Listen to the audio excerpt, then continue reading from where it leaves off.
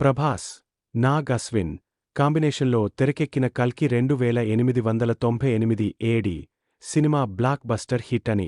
ఇండియాలో ఎంత లాభాలు వచ్చాయో అమెరికాలో కూడా అదే రేంజ్లో కలెక్షన్స్ సాధించిందని మేకర్స్ సంతోషంగా ప్రకటించారు.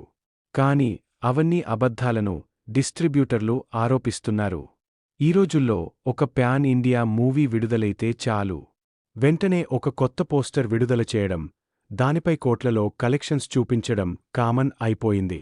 కల్కి 2898 ఏడి విషయంలో కూడా అదే జరిగిందని, కానీ అవి పూర్తిగా నిజాలు కావని డిస్ట్రిబ్యూటర్లు ఓపెన్గా సోషల్ మీడియాలో పోస్ట్ షేర్ చేశారు.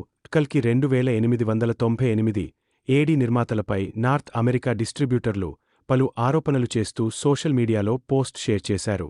5 కోట్ల రూపాయలు రిఫండబుల్ అమౌంట్తో అగ్రిమెంట్ చేసుకుంటే ఇప్పటివరకు నిర్మాతలు అమౌంట్ను ఇవ్వలేదని డిస్ట్రిబ్యూటర్లు అంటున్నారు.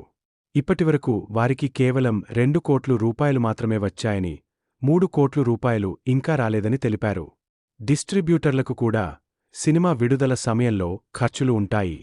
అయితే యూరోప్లో కల్కి 2898 ఏడి విడుదలకు ఇంత ఖర్చు అయింది అని లెక్కలు చూపించినా వాటిని నమ్మడానికి నిర్మాతలు సిద్ధం లేరని అన్నారు. అంత ఖర్చులో కనీసం 5.5 కోట్ల రూపాయలు షేర్ రావడం కష్టమని చెప్పేశారు. మామూలుగా సినిమా వాళ్ల మధ్య ఇలాంటి గొడవలు ఖచ్చితంగా చట్టపరమైన చర్యలకు దారితీస్తాయి. కల్కి 2898 ఏడి నిర్మాతలకు నార్త్ అమెరికా డిస్ట్రిబ్యూటర్లకు మధ్య జరుగుతున్న గొడవ కూడా అలాగే ముగిసేలా ఉంది.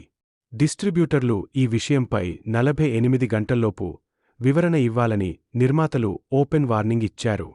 అంతే కాకుండా అసలు ఈ విషయం గురించి నిర్మాతలకు మెయిల్ చేసినప్పుడు వారి రిప్లై ఏంటో పోస్ట్ చేశారు డిస్ట్రిబ్యూటర్లు.